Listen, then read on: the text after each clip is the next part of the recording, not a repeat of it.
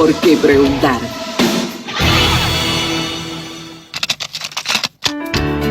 Así son las entrevistas cara a cara. Hoy nos visita...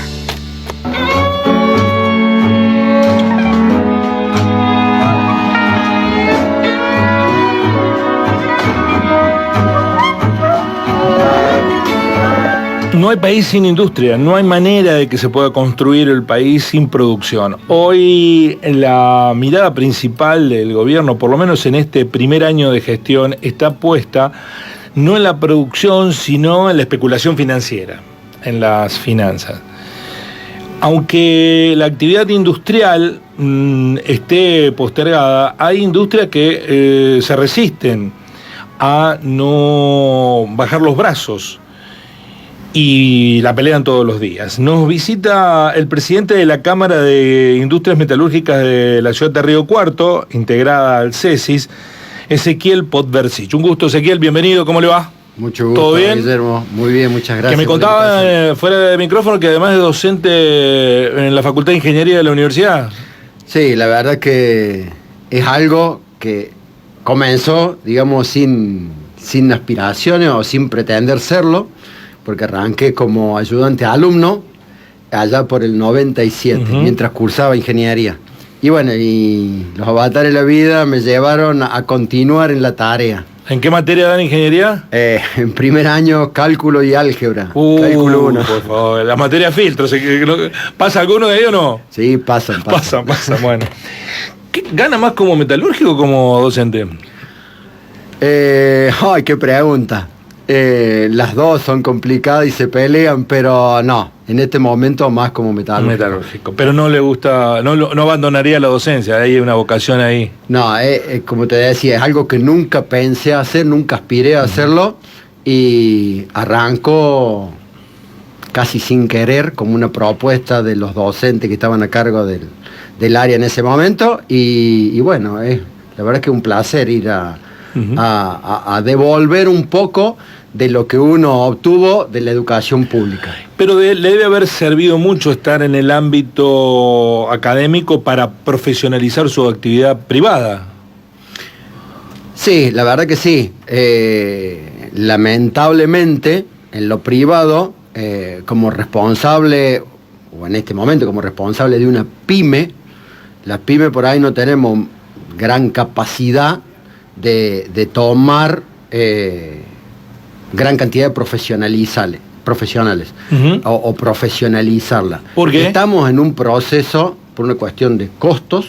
Ajá, y de no se puede pagar un ingeniero como más corresponde. Que no se puede pagar, por ahí no tenés la cantidad de gente como para tomar ingenieros o profesionales para desempeñarse en áreas, digamos, de como capataz o responsable de áreas. La escala de producción todavía es muy chica. Muy chica, y la escala de personal es muy chica. Entonces por ahí los responsables o los dueños de la empresa son los que hoy por hoy se encargan de hacer todo. Estamos en esto, digamos, de ayornarnos y tratar de acomodarnos, porque así lo exige la realidad que vivimos, intentando profesionalizarnos, intentando organizarnos, intentando aumentar los niveles de producción y mejorar, digamos, la productividad.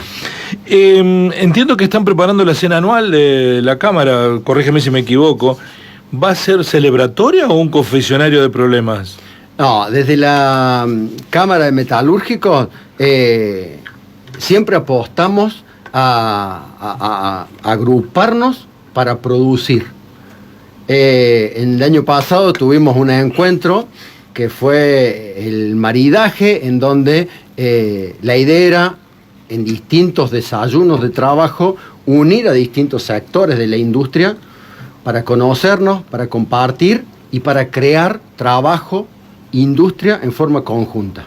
Entonces, un poco este año en la cena pretendemos volver a juntar a la industria en general, no solo a la metalúrgica. La cena se organiza desde la Cámara de Metalúrgicos, pero la idea es juntar a la industria. La industria en general. La industria en general. Necesitamos trabajar en forma conjunta. La industria metalúrgica atraviesa todos los sectores.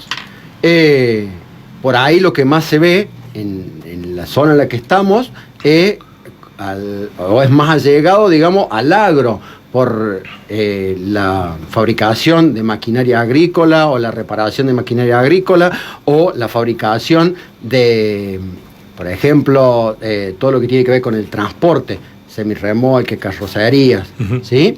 Pero no perdamos de vista que a nivel industrial en general del país y del mundo, la metalúrgica atraviesa todos los sectores. La medicina, la electrónica, la línea blanca. Entonces, tal vez en nuestra región... las autopartes, el automotor, ¿no? La construcción. Entonces, por ahí tenemos que tener presente que es difícil de hablar en forma general de la industria metalúrgica, porque hay muchos nichos, subsectores. Distintos sectores que tienen distintas realidades. Bueno, porque esta semana se conoció que Argentina en el 2024 fue el peor país en lo que respecta a desarrollo de producción industrial. De 79 países que mide las Naciones Unidas, estamos en el fondo de la tabla, cayó casi el 10% de la actividad industrial. Esto es un promedio, siempre son promedios. A algunos les ha ido muy mal, a otros regular y a otros, bueno, defendieron lo que tienen. ¿En la industria metalúrgica local, en qué lugar la ubicamos? A la industria metalúrgica local, sí. Yo creo que no le ha ido tan mal, ¿sí? De hecho, localmente no tenemos industrias que hayan cerrado y la mayoría, como somos pymes, hemos hecho un gran esfuerzo por mantener la mano de obra, mantener laborales, personal. No ha habido despidos. No ha habido despidos. Entonces, pero bueno, digo, la realidad nuestra es que estamos muy allegados al agro. Por ahí los números que manejábamos, o los números que vos presentabas de la caída de la industria a nivel nacional, es de la industria en general. Y volvemos a lo mismo, no es la realidad por ahí de las metalúrgicas. Si bien dentro de la metalúrgica hay industrias que vienen sufriendo mucho más los golpes de la economía que otras. Es el caso, por ejemplo, de las fundiciones, que son las grandes perdedoras. Explíqueme eso, porque veía la estadística de ADIMRA, que es la Asociación de Industrias Metalúrgicas de la República Argentina, en donde habla de un crecimiento de la maquinaria agrícola, de la fabricación de maquinaria agrícola de un 27,3%. Esto comparado enero del 2025 con febrero del 2025 con febrero del 2024. Y hay una caída de la fundición de un 14,1%. Corríjame si me equivoco.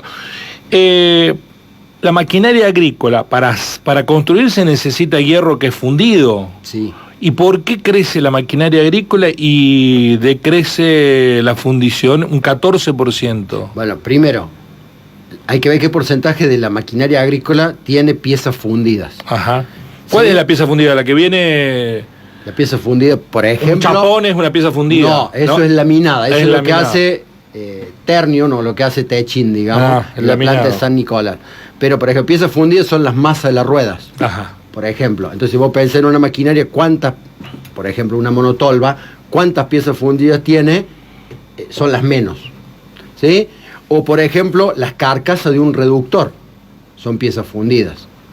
¿Sí? En lo que es fundición de hierro.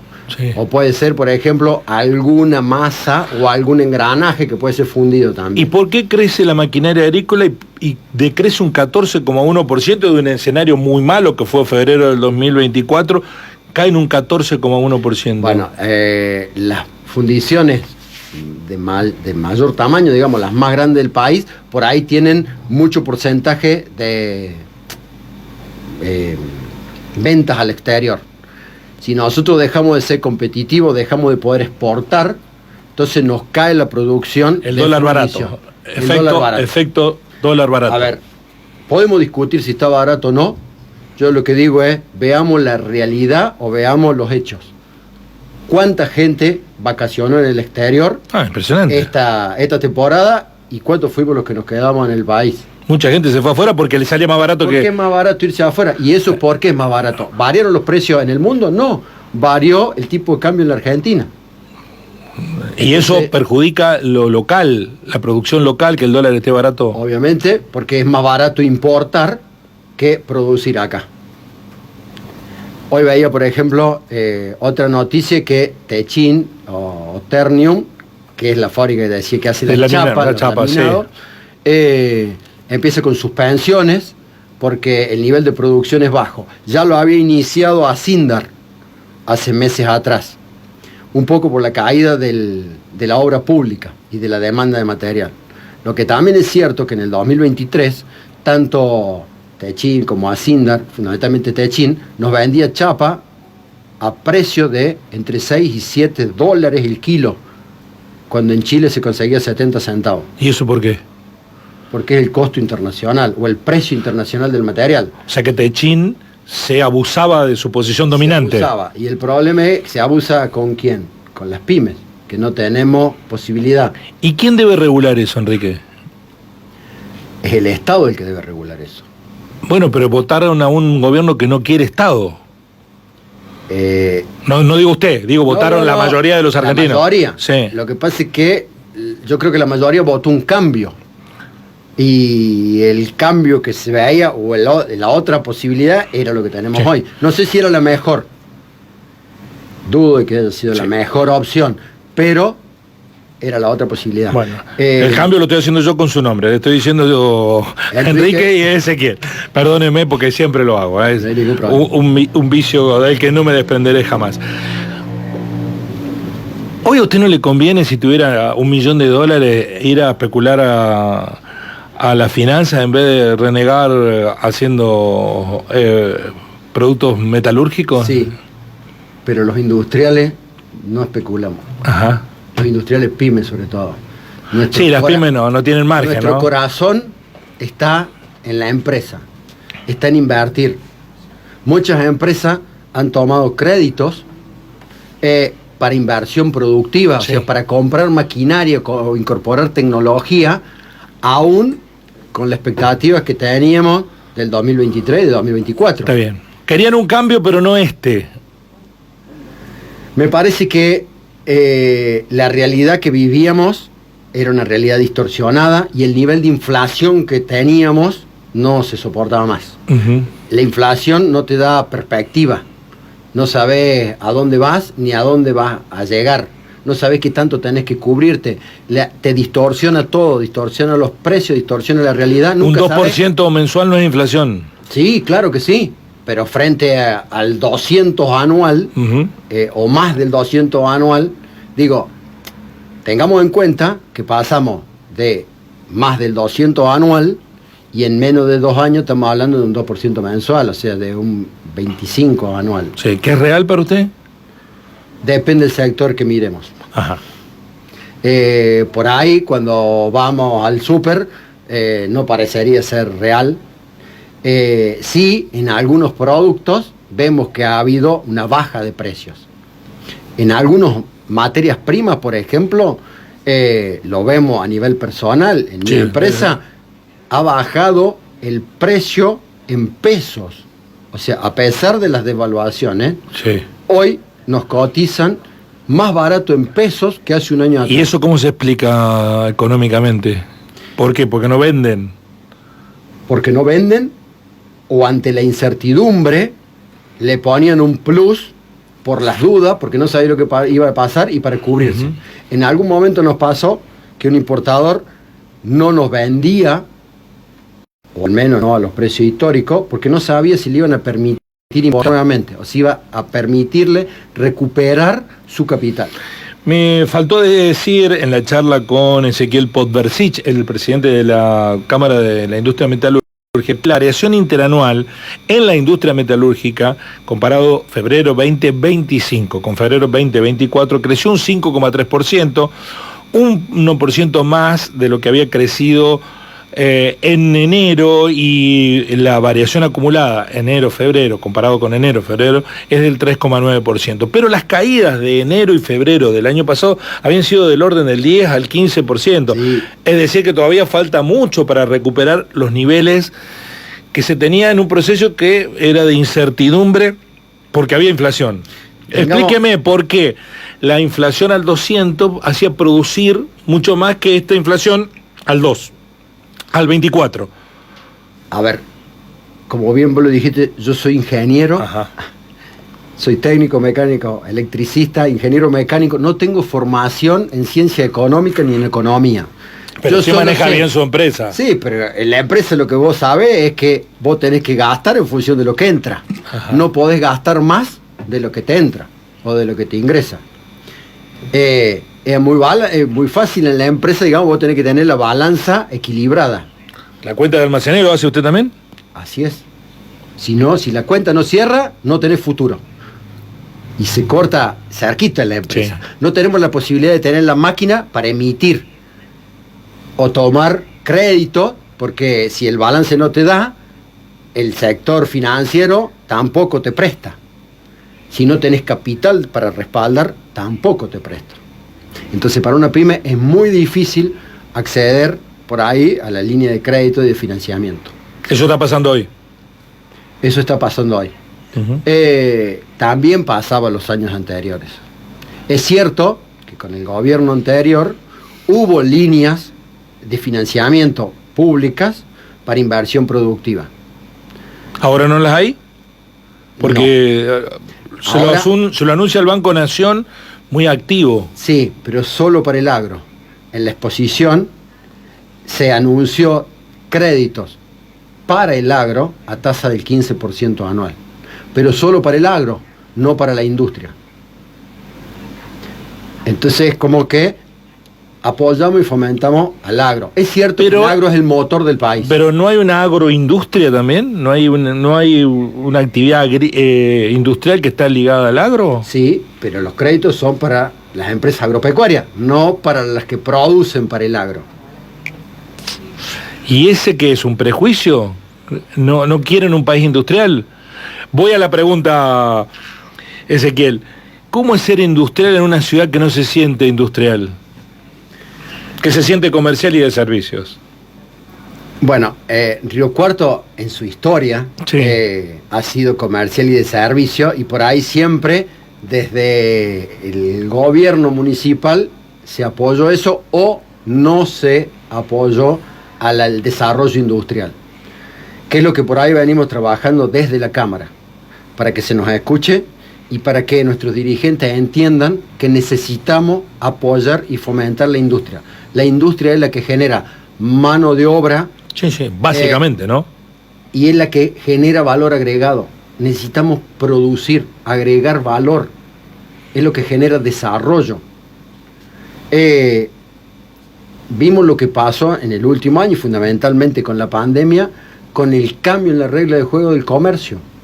Ya el comercio electrónico avanzó muchísimo frente al comercio convencional.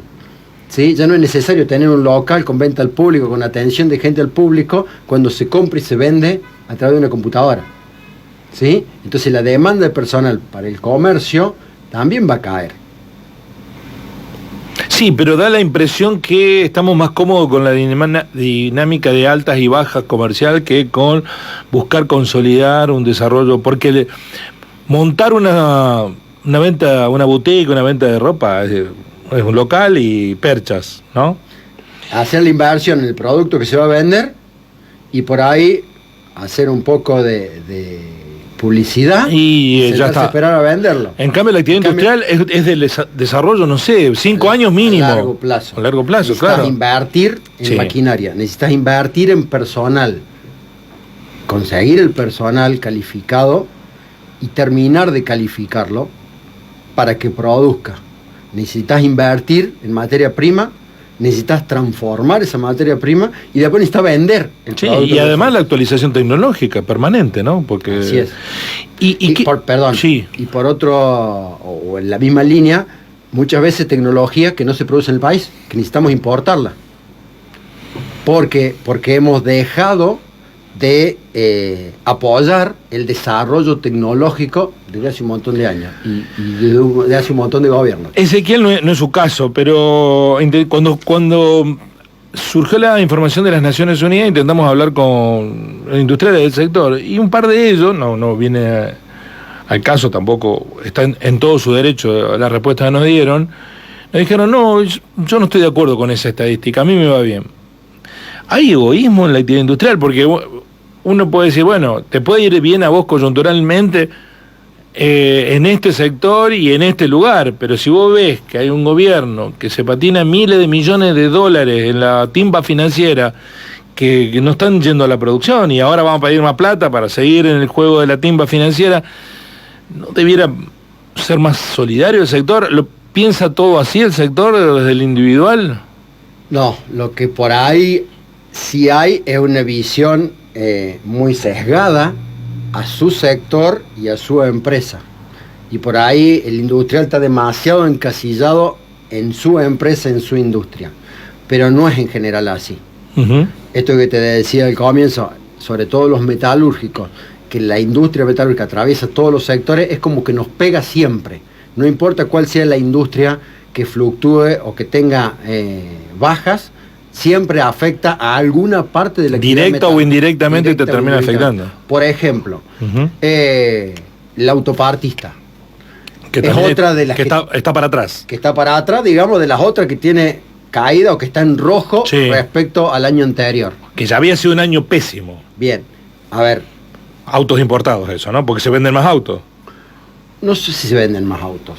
Tenemos empresas, como por ejemplo Nissan, sí, que ya anunció que se va del país.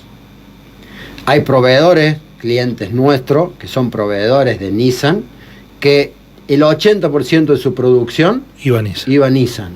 Y tenía contratos firmados para proveer autopartes a Nissan Argentina y a Nissan Brasil.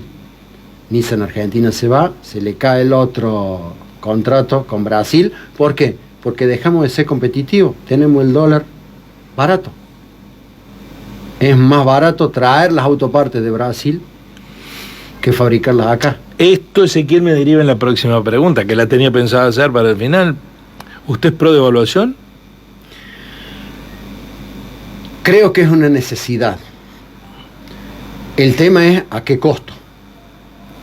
¿Cómo hacemos para que, al devaluar, para intentar volver a ser competitivos, al menos es lo más fácil, digamos, devaluamos y equilibramos el dólar, esa devaluación no se vaya a los precios y nos varíe la inflación nuevamente o le vuelva a pegar al bolsillo del asalariado? Ya se está yendo. Sí. El tema es cómo controlamos eso. No lo sé, no soy economista, no tengo formación en ese ámbito. ¿Y cómo se prepara? Porque la devaluación implicaría, ese costo devaluatorio nos pondría nuevamente competitivo, porque lo que ha pasado en devaluaciones recientes es que se evalúa el 20. Bueno, dice, bueno, con el 20 ya está, perdiste el 20% de capacidad de compra, nosotros los asalariados, con eso acomodamos la economía, ¿no? Pero al año, si no se corrigen variables macro, se necesita otro 20. Bueno, pero y después otro 20. No devaluaste el 20. Tenés una inflación mensual del 2% y la variación del dólar es del 1%. O sea, sí, mes a mes vas dejando atrasada la variación del dólar. Hay que dejarlo flotar libremente el dólar. No sé, pero por lo menos me parece que debería acompañar la inflación. O de alguna forma tenemos que bajar la inflación a valores lógicos internacionales.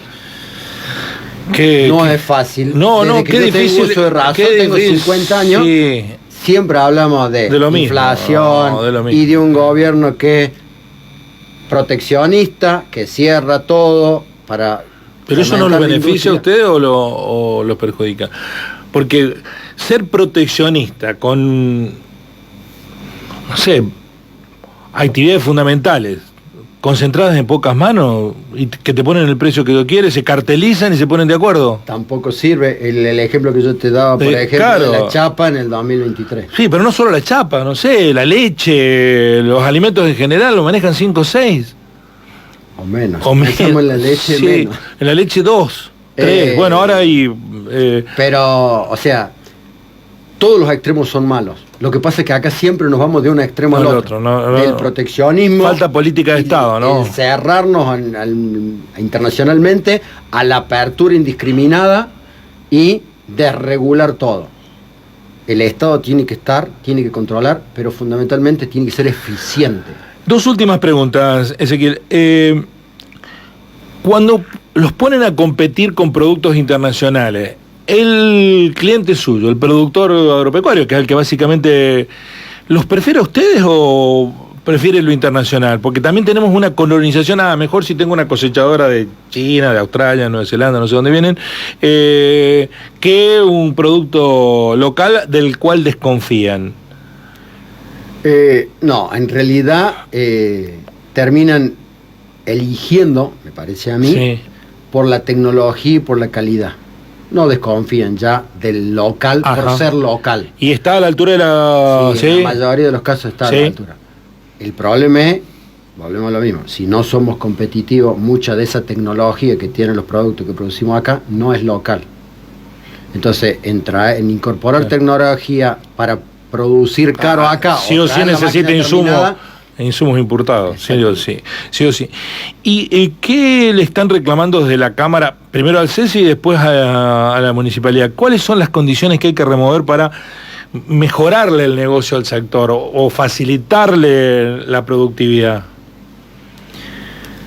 Con el CESI venimos trabajando en forma conjunta y en realidad no es que le reclamemos o le demandemos nada. La idea es sentarnos a conversar y para que nos entiendan la necesidad del sector, que apoyen las decisiones que toma el sector, ¿sí? Estamos convencidos que tenemos que trabajar en forma conjunta, no pelearnos, y somos conscientes de que en esto de trabajar en forma conjunta no todo nos puede proveer el Estado. Tenemos que crear y participar en forma conjunta, armar, digamos, proyectos de participación pública-privada. Entonces, en eso estamos, conversando, juntándonos, planteando proyectos y tratando de llevar adelante proyectos público-privados. Por ejemplo, porque lo escucho mucho a esto, pero no logro visualizarlo. Por ejemplo, ¿con qué los podrían ayudar? ¿O cómo podría ser esa conjunción, esa fusión público-privada? Por ejemplo, desde la Cámara tenemos un proyecto, ya desde hace unos años, hemos adquirido unos terrenos, la Cámara en sí, propiedad de la Cámara, y hay otros terrenos que han invertido unos privados para relocalizarnos. La mayoría de las empresas pymes estamos metidas en el centro, porque nacimos en un garage o en el fondo del patio. Están mimetizadas en la mancha urbana. Crecimos ahí y estamos ahí. Se nos pone muy difícil el acceso al suelo industrial. Al parque industrial. Al parque industrial. O porque no hay, o porque es muy caro, son inversiones muy altas, difícil de afrontar para una pyme. Entonces, hemos conseguido ciertas empresas que hemos invertido en terreno, en forma conjunta con la Cámara. Y la idea es desarrollar... Un parque metalúrgico. No sé si un parque. Nosotros preferimos llamarlo un polo metalúrgico. Ajá. Porque, ¿en dónde está ubicado eso? En la zona sur, o la margen sur de la Ruta 8, frente al Parque Frondizi. Bien. O sea, en el acceso a la ciudad. Es zona industrial pura, del nuevo Código de Planeamiento, y una zona olvidada, que no está desarrollada. Sí. De hecho, es un loteo que data del año... Al fondo del Alberdi, vendría a ser. Al fondo del Alberdi, sobre la margen sur. Es un loteo que data del año 75. O sea, desde el año 75 al 2025... Y el Estado le tendría que llevar servicios ahí. Bueno, el Estado debería llevarle servicios si pretendemos que el Estado nos dé todo. La idea nuestra es, bueno, sentémonos a conversar las necesidades y de qué forma armamos esta participación pública-privada para llevar los servicios a ese sector, para poder instalarlo en ese sector y que produzcamos de ese sector, sacando el problema que hoy tenemos en la ciudad, que lo tiene la municipalidad, lo tienen los vecinos y nosotros como vecinos, de tener la industria dentro de la ciudad. Industria que molesta a los vecinos, vamos a ser conscientes de eso, y que además... En la carga y descarga tienen problemas. Impide el crecimiento de esa industria, por eso no tenemos espacio. Ezequiel Potveracic nos ha visitado en el Cara a Cara, presidente de la Cámara de Industriales de Metalúrgicos de Río Cuarto. ¿Cuándo es la cena? ¿Para cuándo lo están convocando? Para fines de mayo. Fines de mayo, bien. Así que hay que reservar la fecha. Hay que reservar la fecha. Gracias por visitarnos y también por ayudarnos a entender cómo funciona la lógica de la actividad industrial y sus heterogeneidades, porque no es todo lo mismo. Y ojalá que crezca. Nosotros creemos que es necesario un país industrializado, ¿no? Contrario de lo que está sucediendo ahora, que se están yendo las industrias, están cerrando las industrias. Sí. Perdón. No, cierra un usted. minuto te aclaro a Sí. una aclaración, Guillermo. Por ahí las industrias que se van y que cierran no somos las pymes. Las pymes siempre estamos, siempre Aguantando invertimos los trapos, localmente, conservamos la mano de obra, siempre le ponemos el pecho a las balas, digamos, lo de esa forma. Por ahí las industrias que se van son las multinacionales y que hacen el análisis que vos me planteabas al principio. ¿Qué me conviene? ¿Invertir $1 millón en producción cuando hoy no es rentable, o lo meto al sistema financiero que es más rentable? Sí, le da el 40% de intereses anuales en dólares. Ni el narcotráfico da esa plata. Exactamente. Gracias por venir. Muchas gracias. Muy amable. Ezequiel, un saludo al amigo Raje que está en la cámara. Hemos estado horas y horas en las veredas esperando hijos en los colegios. Gracias por visitarnos. Gracias, Guillermo. Así son las cosas.